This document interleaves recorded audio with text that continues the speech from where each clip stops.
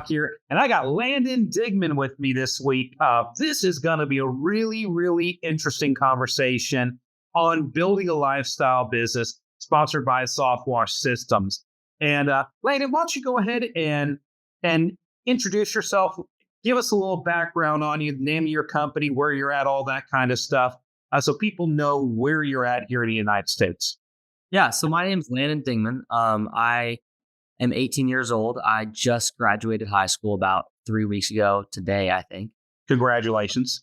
Thank you very much. I'm living in Tacoma, Washington, just south of Seattle, and the name of my company is Orca Pro Wash. And so there's a little background as to why you named it Orca Pro Wash. Yeah, so we were pondering the name for a while. It took us longer to come up with a name than it did to actually make the decision to buy the equipment. Yes. But the reason behind Orca is there was no one in the area that really had anything like it. It was very unique to the area. It's the Washington mammal, endangered species. So I figured, and also wise coatings really played a role in that name because I saw their elephant and I just loved at a mascot. So I really wanted to do that. And now my vision for it is naming trucks after orcas that we're adopting through a certain care. And I want to make it very recognizable in the area to where everyone knows Orca. And when you say adopting an orca, you and I talked about this quite a little over a year ago when you got into this business, that you wanted to take a certain percentage of your proceeds, name a truck, a particular orca that's, of course, being tracked and studied and everything there on the coast up there in Washington, and then donate a certain percentage of the proceeds of that truck to the research and care and protection of that particular mammal. Yeah, so there's 3 pods near us, and there's a foundation that actually allows you to donate a certain dollar or a percentage a month to adopt an orca. And the goal would obviously, like you just said, to be name every truck after that orca. So when I have 8 trucks, each one is named after an orca on the side of the truck, and just makes it a lot more personal. Yeah, it's pretty cool. And we do something similar at SoftWash Systems. Our charity is the Breast Cancer Research Foundation, and we sponsor a football game called the Cure Bowl. And we give 1% of our proceeds to the Cure Bowl. And we've raised well over $300,000 now for breast cancer research just by taking that one penny and donating that. As also all of our affiliates get to participate in that. So it's a SoftWash Systems wide charity that we do. So it's always cool to have a cause linked to your company. It makes it a little more than just about business. I always kind of think of it as tithing in a sense too. Sure. Because it says in scripture that after the 10%, or I don't know if it says that in scripture, after the 10% is when the tithing really starts. So I kind of think of it like that, as just throwing a little bit extra out there. Oh, yeah. Yeah. Or in Cajun, I think it's what they call lenape or something like that. Lenape is that little extra, and in the Bible, it talks about, a measured, scooped out, shaken, tapped down, really, really full. And that's what we're all trying to do is we need the businesses to support our families and build that lifestyle business, but also too, whether it be that you're a Christian or you have a religious background and you're tithing to your church, or you're giving back to the community, or you're, sponsoring or adopting an orca. It's always great to take some of your blessing and give it back into the community that you serve. Yeah, exactly. So you mentioned that you just graduated from high school. So, some of the guys that we have on this, guys and gals really that we have on this show, talk about, hey, I'm Mr. and Mrs. Smith. We have 3 kids. We've been married for 12 years, blah, blah, blah, blah, blah.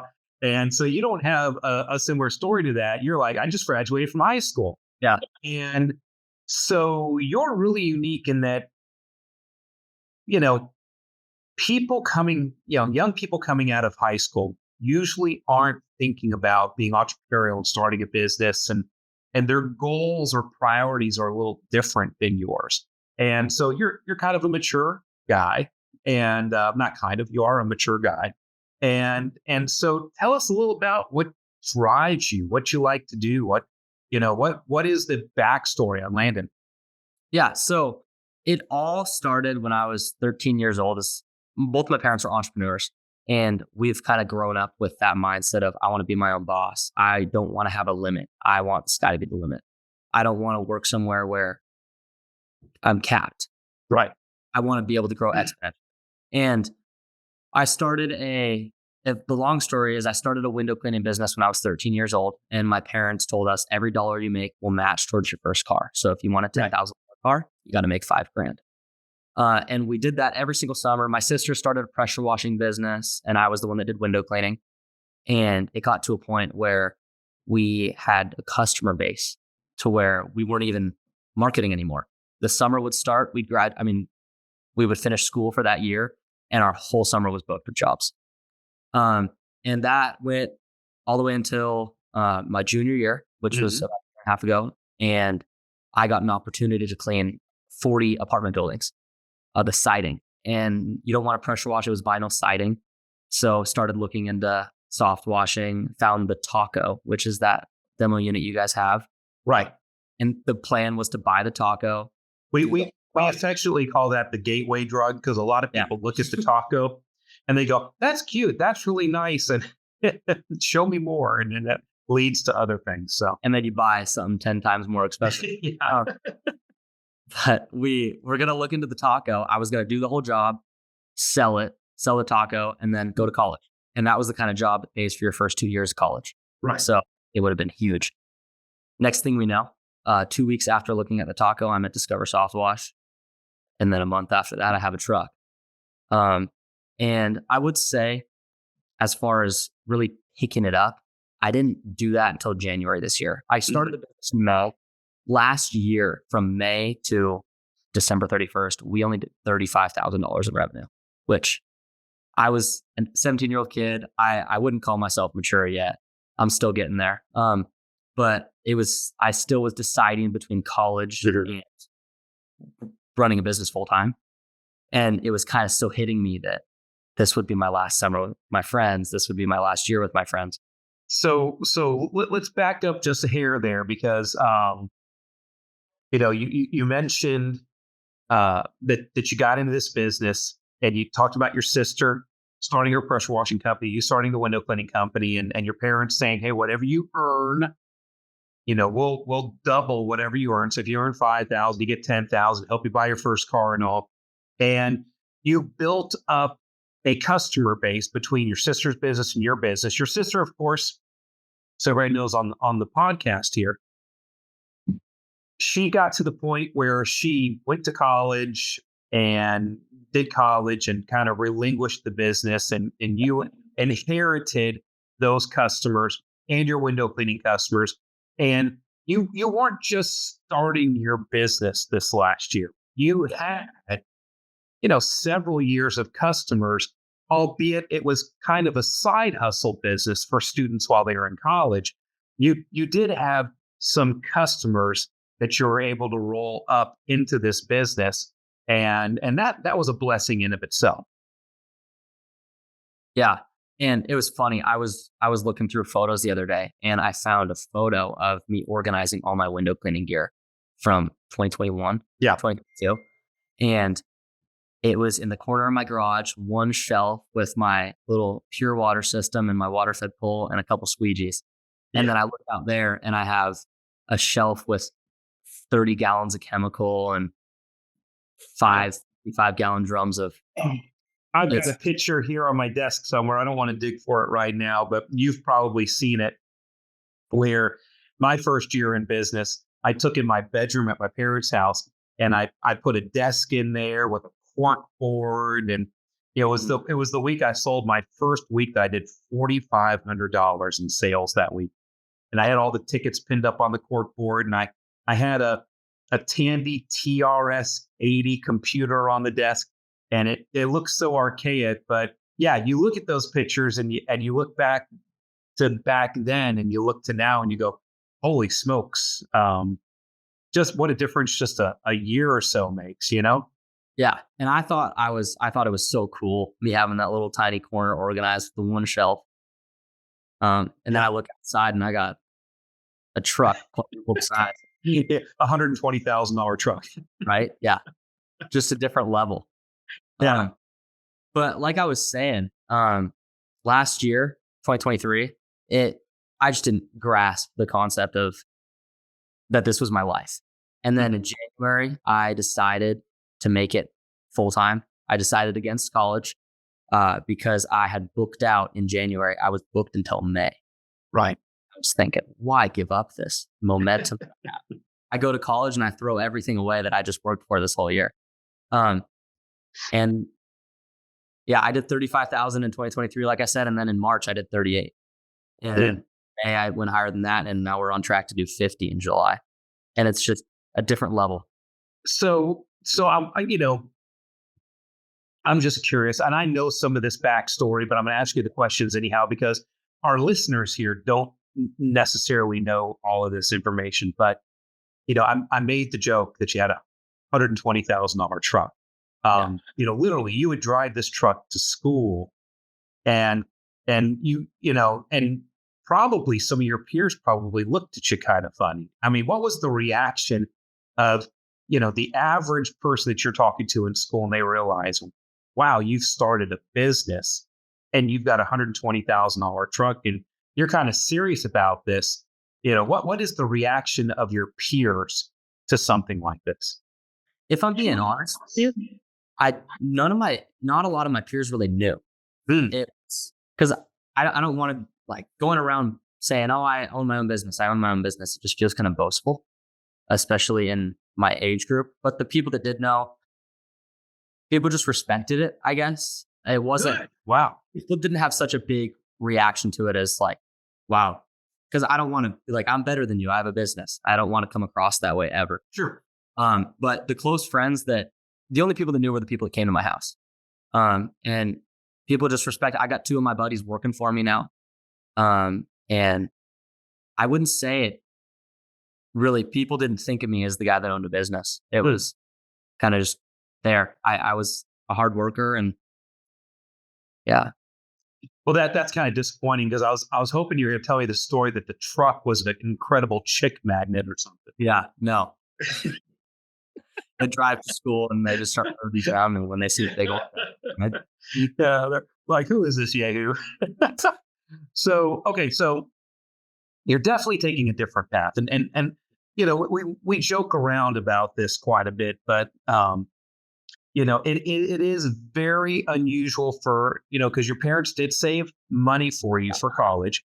They did use that college when your dad did look at you. Your dad actually came down with you to Discover SoftWash. You guys looked at the opportunity together, and your dad looked at you and said, "Hey, we got some college fund. Are you going to go to college? Or are you going to do this business?" And and he went ahead and helped you out and backed your decision to do this business. Helped you get the truck, helped you get the skin. When I say helped you, I mean the average 17-year-old kid can't go to a bank and sign his name to a piece of equipment like that. And so, that was a huge help for you. But it's a completely different mindset. I'm not going to college. I'm gonna become a roof cleaner. And most people are like, roof cleaner, soft washer, a power washer. It's kind of the side hustle that people do, or it's the thing that people do until their regular job that they got laid off from, they get called back to work, and they're just pressure washing and all. And a lot of people take for granted that that when you decide to become an entrepreneur and do this entrepreneurial journey, there's got to be a certain level of commitment. And then you just mentioned that your first year, it really only did about 35,000. But there's people listening to this right now that they were serious about their business. It wasn't a side hustle. They were going out there and this was their main gig, and they didn't even do $35,000 their first year. And so I don't want you to glance by that. But when you did get serious, there were certain steps that you did that you went, okay, it's time for me to really start rocking and rolling with this. And so what were some of those things that you committed to and you did to really get the ball rolling? Yeah, that's a good question. The thing that made me want to start working a lot harder and just dedicate so much more time to this was honestly Waypoint Conference. I went Mm. down there in Florida.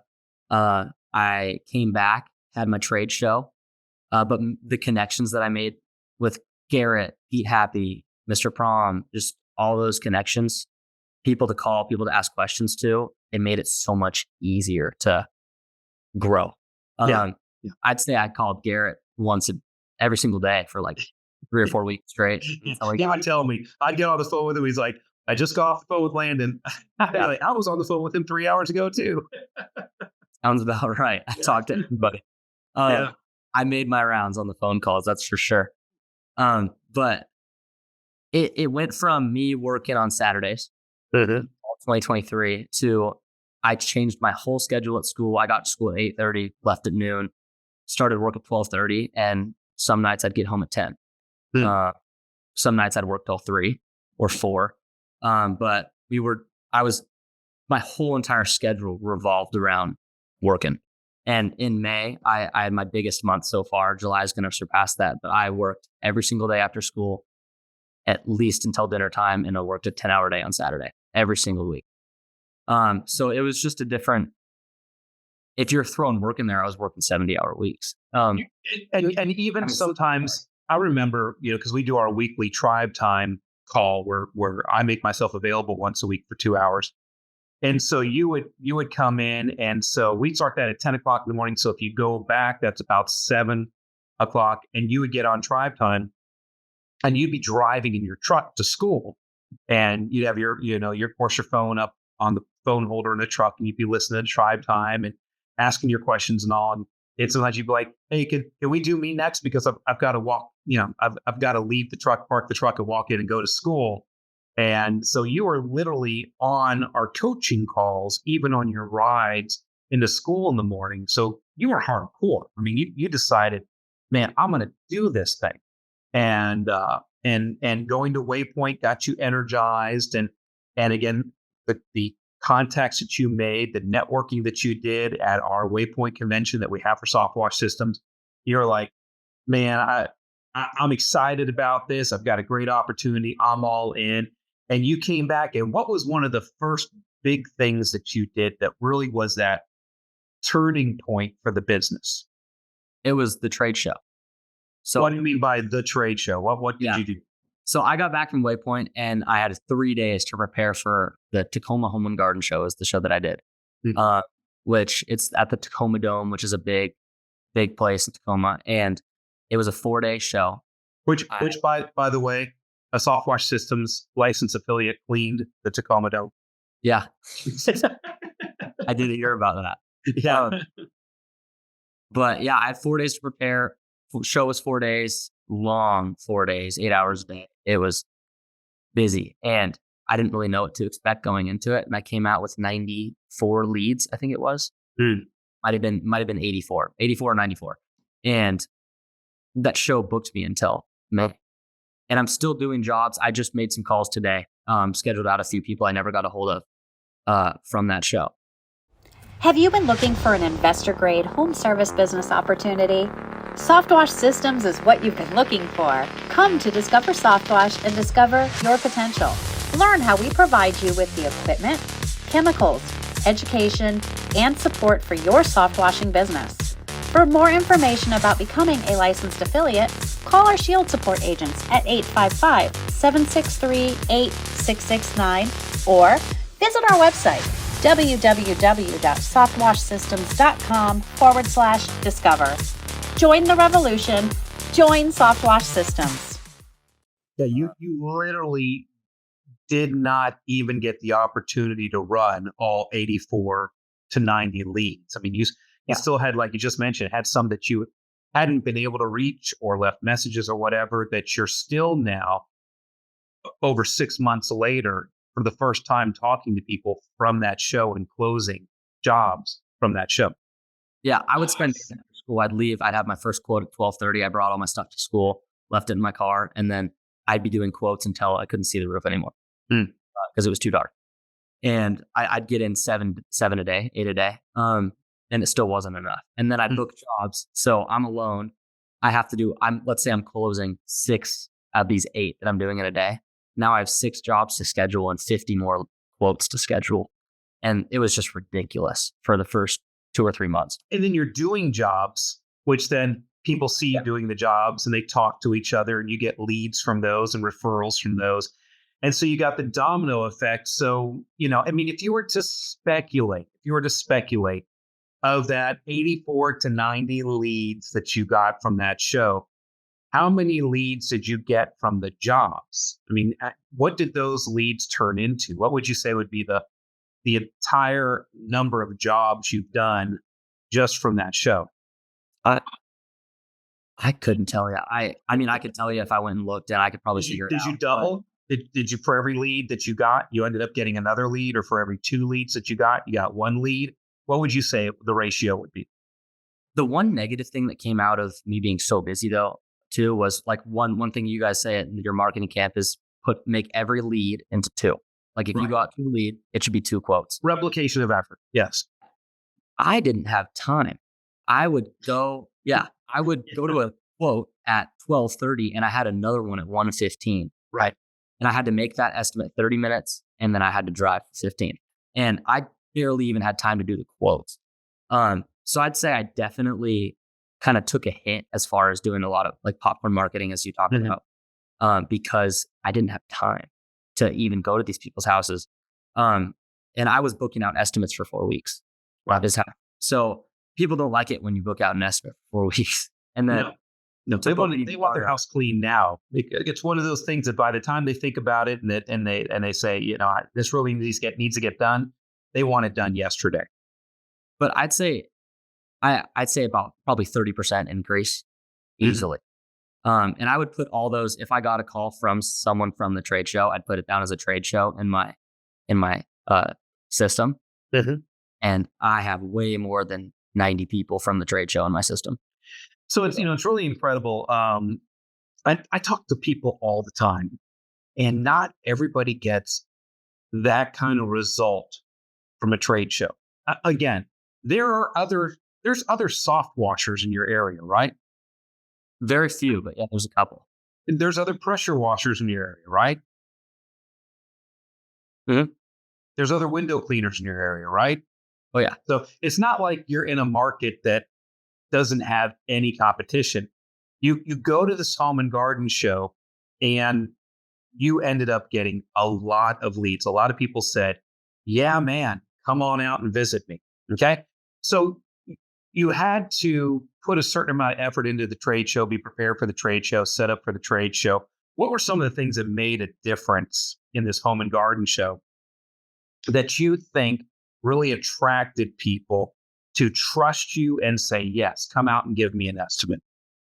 Yeah, I was super energetic at the trade show. I didn't sit down all 30 hours that it was going on. I was standing in the corner of my booth talking to everybody, cracking jokes with people.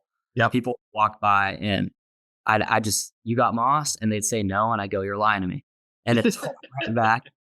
And they're like, I am lying to you. And then I give them a business card and I just talked to everybody, shook everybody's hand. Most people thought I was an employee. So I kind of started to tell people I was the owner. And when people started realizing I was the owner, there was people from across the trade show that had booths that were sending people to my booth. Wow. Like, check this kid out. He has the big truck. I had my truck in there too, a big 30-foot booth. Had a slideshow plan with all the before and afters. And it just pulled everybody in because no one's seen a truck like that. Okay. So I'm going to hit pause real quick here. Okay. So you just listed 4 things. All right. So number 1, you were very congenial, talk to everybody, crack jokes, push back on them. You got moss on your roof? No. Oh, come on. You're just lying to me. You're just blowing me off.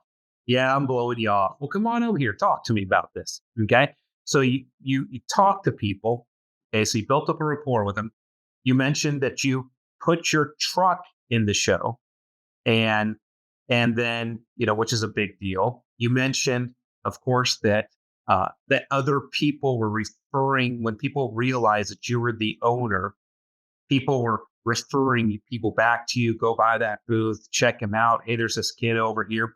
And so people were endeared to you because you are very young. This is very unique. Most people your age aren't entrepreneurs. Most people your age are not that serious about starting a business and running a business and all. And so, you have a different mix. So, you're young, you're energetic, you're talking to people. People are endeared because you're the owner of the company. They're starting to figure that out. And that played very well for you.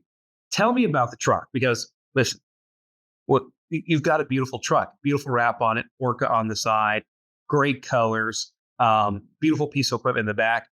When people would come and see that truck, what was their reaction to it? A lot of people would just stand in the aisle, because I was on a little corner, and people would walk around and then people would just look at it. Most people didn't even say anything to me. They just stand in the middle of the aisle and look at it. And I just walk up there and stand right next to them and look at the truck too, just right shoulder to shoulder, and just start looking at it. And then they'd either strike up a conversation with me or I'd strike up a conversation with them. But people were just amazed by the truck. A lot of people asked, how'd you get this truck? A lot of people thought which I don't understand why people ask, but a lot of people thought I did roofing. And right. Sure.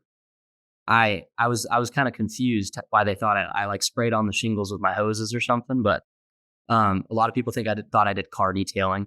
Which next show, I'll make it a lot more clear that it's exterior cleaning.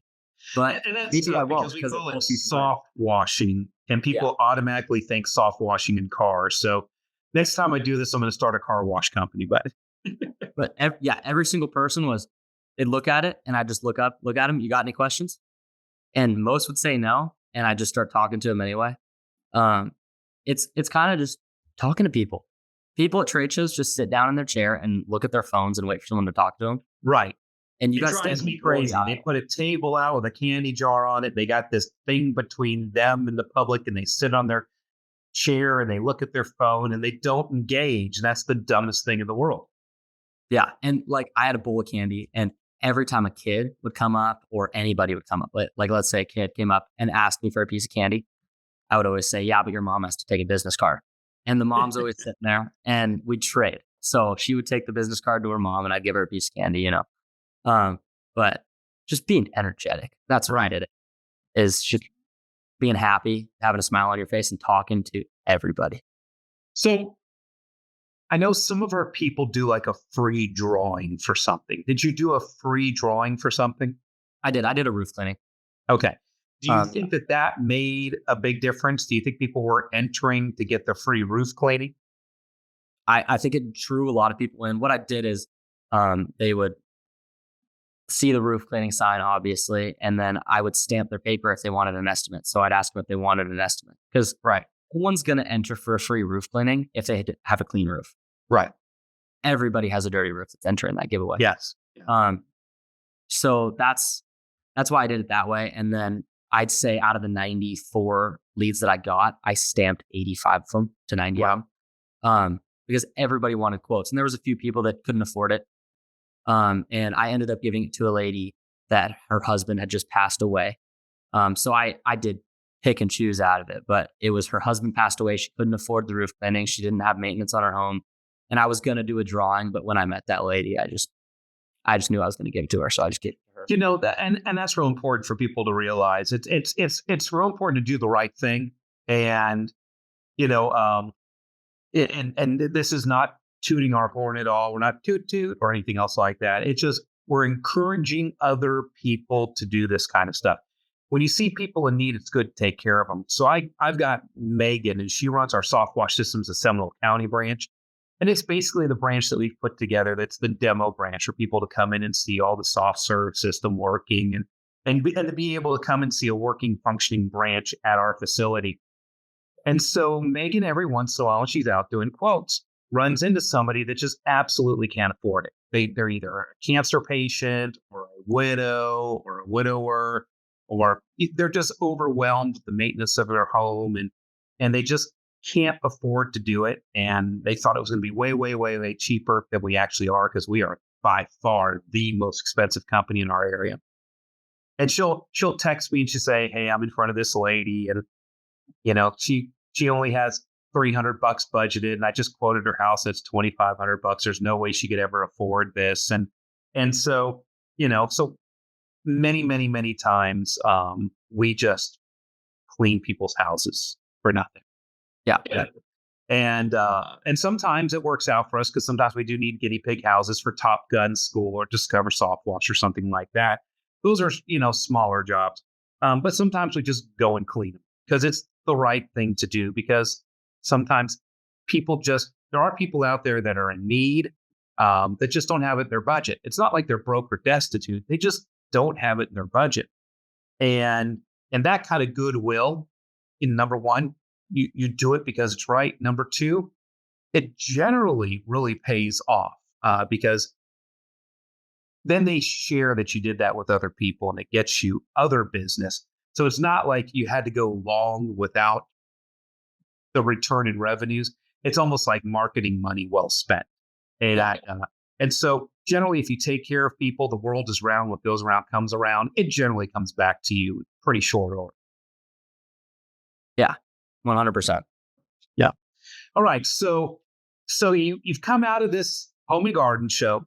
You had a really, really good response. You're doing really well with the company, and you're starting to get overwhelmed. And I remember the day that you called me and you said, "I can't get to the estimates. I can't get the work done. I'm turning people away. What do I need to do?" And I told you, I said, "Landon, you got to hire some people." And you're like, that when you realize as an 18-year-old kid, and you haven't even graduated from high school yet, you're in the last part of your senior year, and I'm encouraging you to hire team members so they can be out cleaning while you're at school, and then you would come out of school and go check on them and go out and do sales and stuff like that. And I didn't listen to you for like 3 months. And so what happened when you didn't listen to? Yeah, the reason I went on a mission trip and I went on spring break. Mm-hmm. So I went on a mission trip for 10 days, didn't have my phone for 10 days. Right. Went on spring break with my family. I'm still a high school student. And I was afraid to push people out. Mm. So I was cramming everybody in. One bad weather day just ripped me to shreds. Oh yeah, because then the cascading effect, the domino effect is unreal. Yeah. And I had no time. But I was just nervous to interview somebody. I was nervous to let my truck go, me not driving it. I had a guy actually named Landon working for me ever since May last year, and he would just work when he could. He was a high school student as well. Mm-hmm. And right now, the guys are actually on the truck as we speak. They're going to be home in about 30 minutes. And I have 2 high school buddies that just graduated running it. They're doing a great job. One of them, Landon, he's experienced, been on it for a year. And it's like a sigh of relief the first day that they go out and do a job and it goes well and you get a good review from them.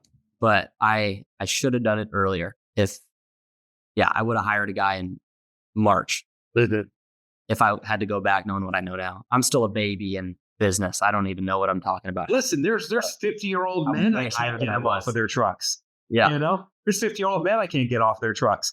And it's so scary. It's like nobody's going to do it as good as I can. Nobody's going to be as quick as I am.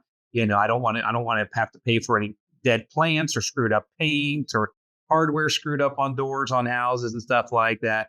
I'm too afraid and nervous to put a team in this truck and train them well and let them go. And which is true. Yeah. At times you're going to take a little bit of a hit in speed. The other day, the guys were on a job that needed to be done by 3 and it was 1 p.m. and they were halfway done. And I went out and I just threw on my jeans and went out and did it. And I finished it in an hour and a half.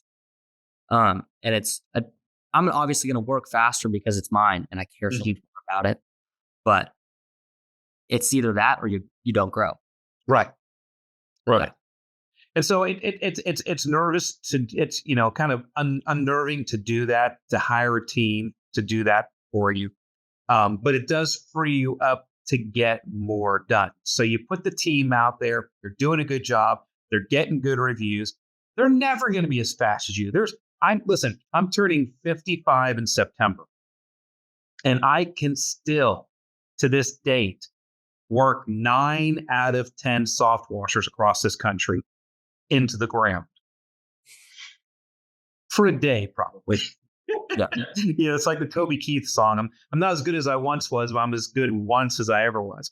But people, you have an unrealistic expectation. You have a bar that you set too high, and that's unsustainable. And you're not going to build a business.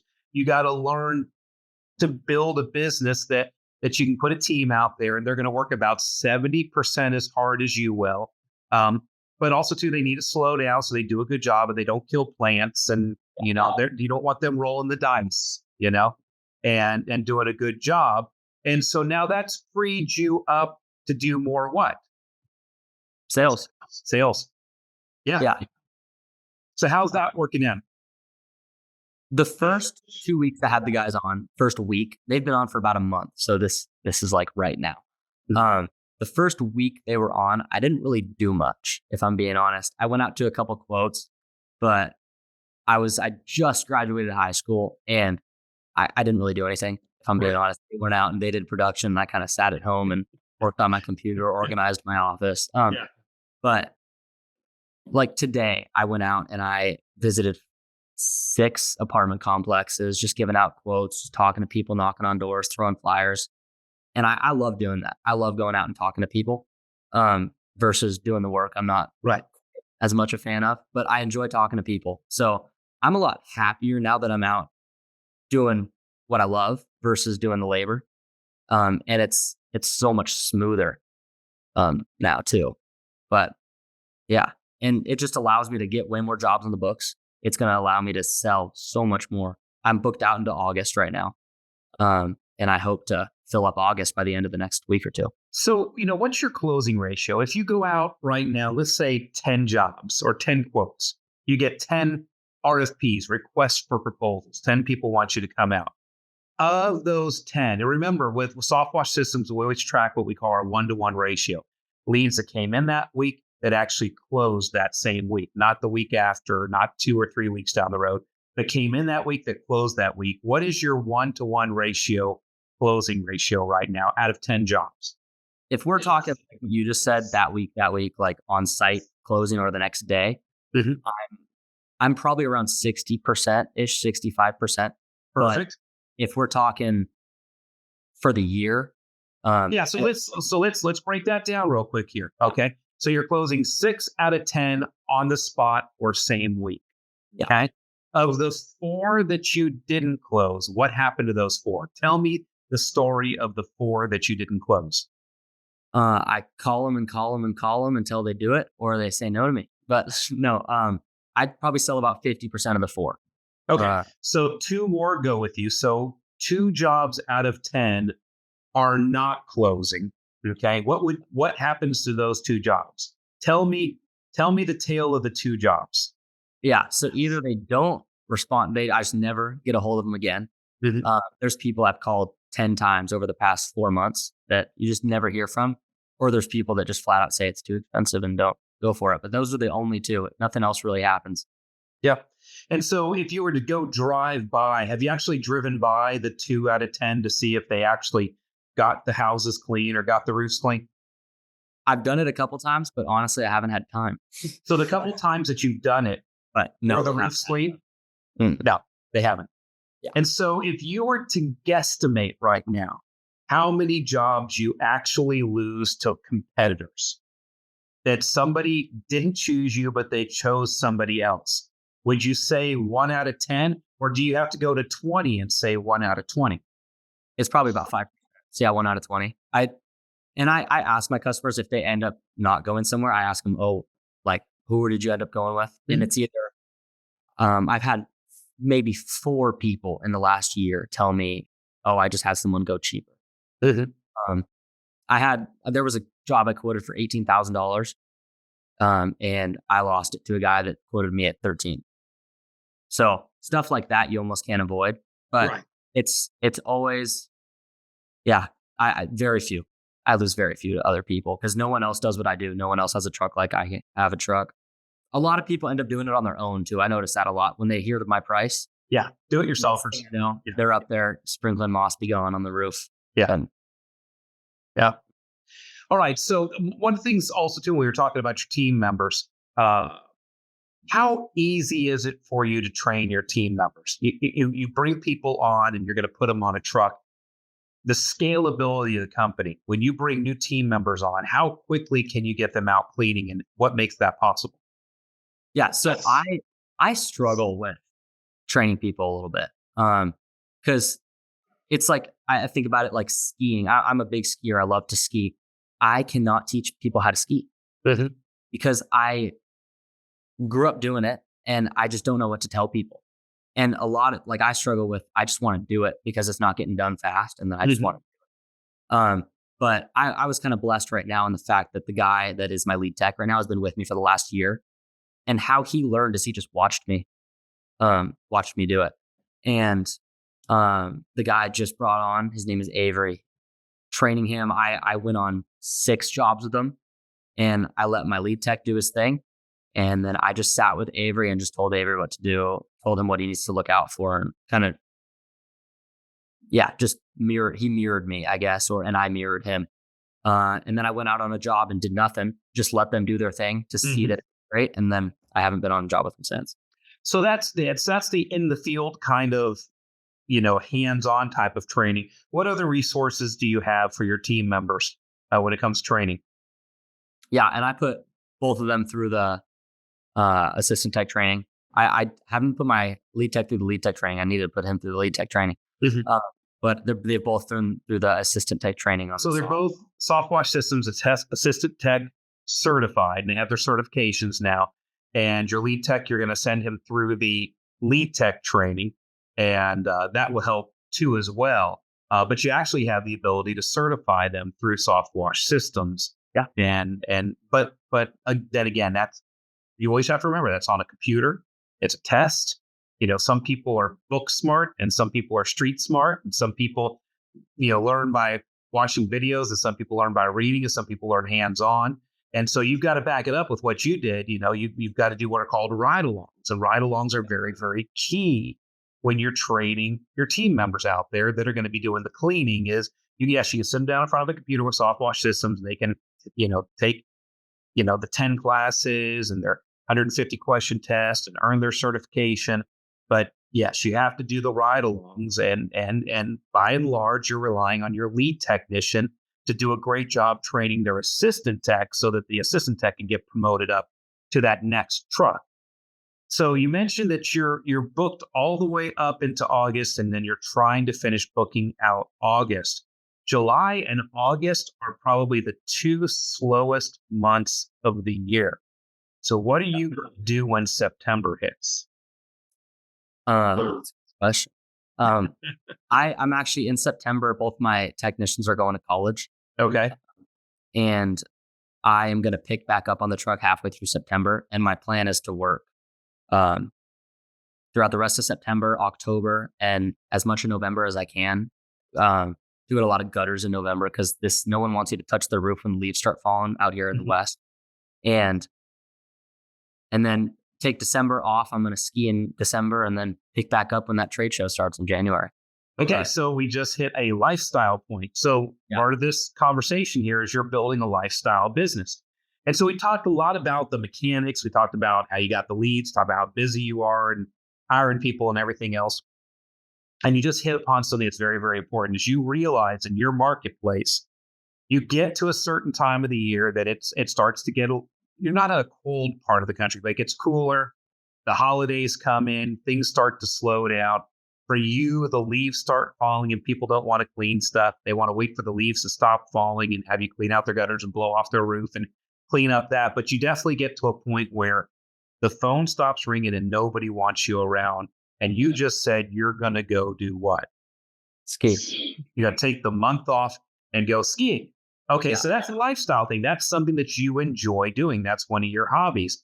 And so if somebody had a JOB, would they be afforded the luxury to take the month of December off just to go skiing?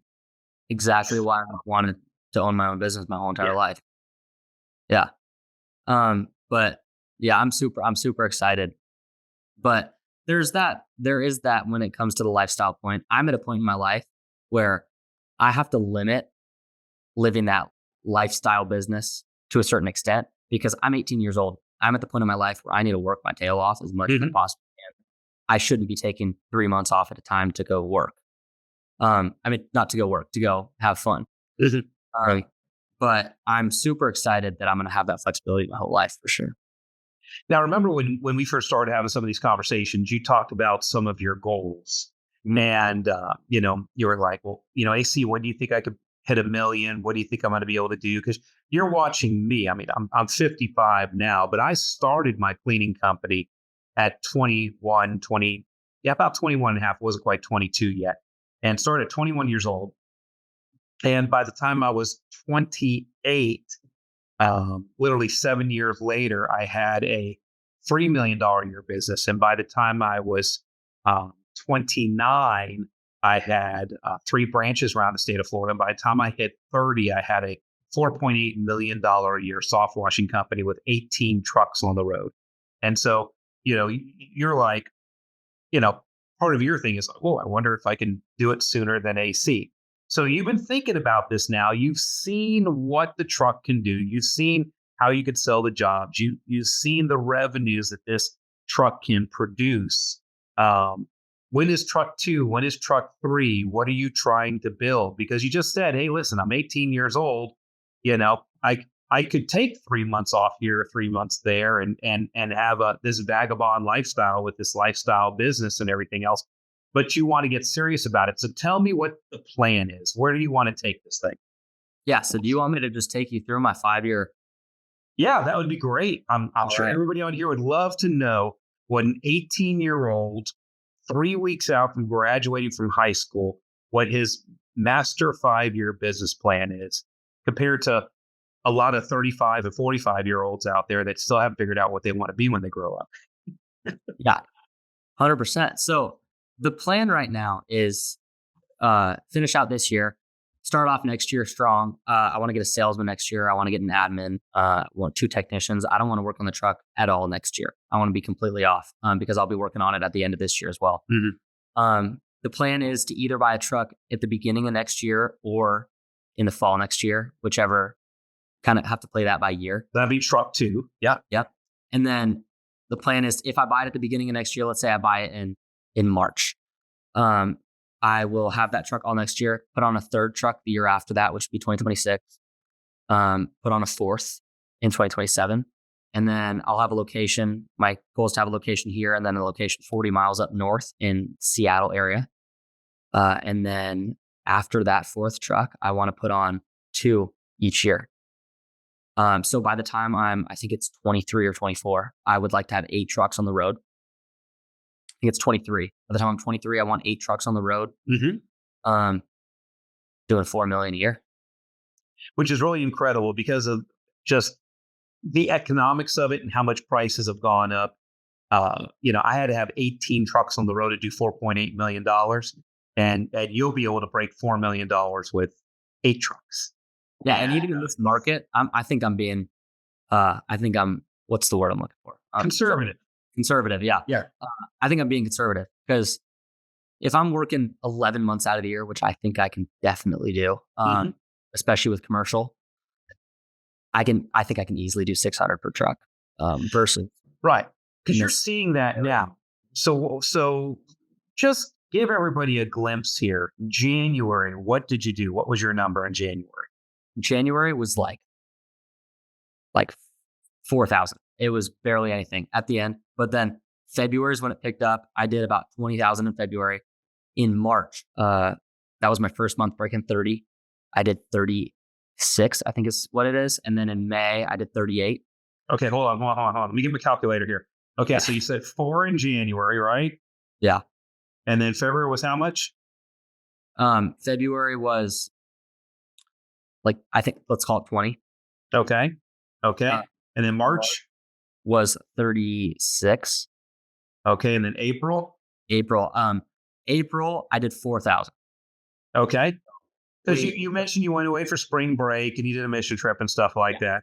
So lifestyle business stuff, right? Yeah. Did it because you could, right? hmm Okay, so 4,000. Okay, May. And then May, I did 32. Okay, in June. June, I haven't looked yet, but it's probably, let's call it 30. Okay, and It's, then it's definitely and then above that. July. What do you think you're going to do in July? Right now I have scheduled 46,000 and I have 4 days left to schedule. So Okay, so let's call it 50. 50. And to do 50 grand with one truck in July, that's awesome. That's awesome. So you're about where SoftWash Systems in Seminole County is. We'll do like 45,000 this July, and July will be our best month ever in business. We're 1 year old company, still one truck on the road. I spend 1 hour a week in that business. Megan handles everything. She's on the same, SoftWash Academy Online, doing all the same things you are. She's just following the model like you are. All right, so you're at $176,000 with a couple goose egg months, January and April. Okay, so you certainly could have done $200,000, and then if you just did the same the second half of this year, you're looking at a $350,000 to $400,000 year with one truck, and a good portion of your year was you being a high school senior, which I think is pretty incredible. Yeah. Very much. Yep. Yep. And so if you keep doing, if your July becomes your regular month, which it should, because July should actually be a down month. If you did 11 months at 50,000, that's $550,000. If you take that 550 and multiply that by your 8 trucks, that's $4.4 million. And I think you'll be pretty happy with a $4.4 million company. Even if you're just 25 years old, you will have beaten me by 4 years. And I'll be super happy to give you that trophy. Sounds good. That's what makes it fun for me. That's what makes it fun for me is that I don't care anymore about all of my records and my trophies. I've done it all. I've got over my left hand shoulder over here. I've got my Redfish Tour National Championship trophy, where my rookie season I won the national championship for the Redfish Tour. Like I couldn't do anything better than that after that on the Redfish Tour. And so, I've done a lot of great things. So my life now is in the significance phase where I'm just trying to help people like you achieve your life's goals and dreams. So, man, if you could hit that, $4 million plus mark before the age 25, there's a guy in Atlanta right now. His name is Wesley, and he owns Wise Guys Roof and Exterior Cleaning, and he's in Atlanta, and he's got a buttload of trucks on the road. I think it's 10 trucks. And I'm not sure what he's doing in revenues, but he's trying to put more trucks on the road. And so I was teasing him the other day. I said, "Hey, only 8 more trucks to go, and you break the Mallard record." And somebody was like, "Oh, he's just tooting his horn." I said, "No, Wesley and I, we've talked about this. His stated goal was to one day break the Mallard record." And I just think it's really, really, really cool that he's doing that, because I want people to break my records. I want people to do better than me. I want people to rise to new heights. I want to see you, have a $4 to $5 million a year company by the time you're 25, because then I look at that and go, well, where are you going to be at 30? Where are you going to be at 35? If it's just, then you only grow 10 to 15% per year. By the time you're 40, you'll have a $25 million a year company if you only grow 15% per year. It's just mind blowing. And so, it just excites me. And you may not want it. You may go, "Hey, listen, at $4 or $5 million, I'm happy, and that gives me a great check, and I'm just going to stay there." But yeah, I know the cloth. I know your parents. I know you come from a long line of overachievers, and so it'll be cool to watch you grow this thing for sure. Yeah, I'm stoked. I'm super excited to start kicking it in gear. I'm only 3 weeks in to full time, so Yep. I got a lot more learning ahead of me. 3 weeks into full time, and I got a lot more learning ahead of me though. I know nothing compared to people that have been in business. Well, luckily here at SoftWash Systems, you don't need to know a lot. All you got to do is follow the model. Just follow the model. Yep. Well, cool. Well, do you have any parting words that you would encourage anybody else that's out there, whether they're in your situation, looking at, do I go to college? Do I become an entrepreneur? Or anybody else looking at this opportunity called soft wash systems? What would you say to them? Yeah. I feel like one thing I've noticed in my age group is, well, this is kind of a little bit off topic, I guess, but I just met a group of guys in Gig Harbor, which is a place right next to me. That there's 3 of them, I think it is, that are not going to college and are starting their own businesses. Mhm. And you don't have to necessarily go full steam ahead into that. 2 of these guys are taking a gap year, starting a business. If it goes well, they're going to run it full time. Right. And I just think that nowadays college isn't necessarily all that. I don't think you need college to be successful. Mhm. And I'm super happy because these guys are like-minded with me. They have the same ambition as me, and they're going to be around. Versus all my buddies going off to college and leaving. Yeah. Yeah, I'd say you don't need college today. Go and do I'm seeing a lot of Gen Zers are getting. One thing I like about the Gen Z is you guys are really practical. They're like, there's no BS. Let's just go straight to the point. And so, yeah, some were saying, listen, I don't need college to go out there and make a good living. And I'm ready to start my life now, not 4 years from now. Let's get going. And I think that's a very admirable attribute. And so, and the second part of that question was, and if somebody else was looking at soft wash systems like you were about a year ago and getting ready to jump into your entrepreneurial journey with soft wash systems, what would you say to somebody that's looking at this particular opportunity? I was in my situation. I was in a very blessed situation in the fact that I could put my college fund towards this truck. If anybody else had that opportunity, I'd say take it. Because it's either you go to college, you get college paid for. I was going to get college paid for. And what I decided to do before I even decided to go to college was put my college fund towards the truck. And then if I wanted to go to college, I would do it myself. Right. I could easily make enough money to go to college through the summers using this business. But I would say take it, because it's either you're going to go to college and come out not knowing what you're going to make, not knowing what you're going to do, or you can start making money at 18 years old and have a 6-figure income at 19 years old. Yeah, and that's an incredible point you just made. You don't have to say no to college. Maybe this is the vehicle that helps you not only cash flow college and pay all your college bills, but start a business. And you're not saying I'm going to go right or I'm going to go left. I'm going to go college or I'm not going to go college. You're saying I'm going to go college and start a business and do it full time during the summers and as a side hustle while I'm in school. And maybe it takes me 5 years to get my degree instead of 4 years. But at the end of that, I pop out with a degree and a business. And that business, then at that point, you cash flow college, so you have no debt. Your business has value. You've got customers. You've got an income, and now you have a degree. And it's a completely different position to be in than just borrowing money to go to college. Yeah, 100%. And I'd say too, the deciding factor for me big time was the social experience. Mm-hmm. And I'm in a family, we don't drink alcohol. It's just, I've never taken a sip of alcohol. I never plan on taking a sip of alcohol. That's just a personal decision that I've made. Mm-hmm. So I'm not going for necessarily that sense of social interaction. If I went to college, I'd probably ski 100 days a year and flunk out. That's funny. I fished. Yeah. And at the end of the day, I'm going for 4 years. Don't know what I'm going to come out with, but I had the decision to still ski, do what I want to do, and start taking control of my life right out. So, well, that's very, very good. Take the leap, because you can always go back to college. You can't always take the leap at 18 again.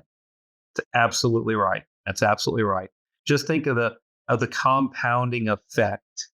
I went from $83,000 my first year to $4.8 million in 8 years. And so, people can do that a lot faster nowadays with YouTube and things like SoftWash systems and all the support that's out there. The accelerators are out there to have a large service business very, very quickly. Well, this has been a great conversation, man. I appreciate you. This is awesome. Yeah. Thanks for having me on. Yeah, this is great.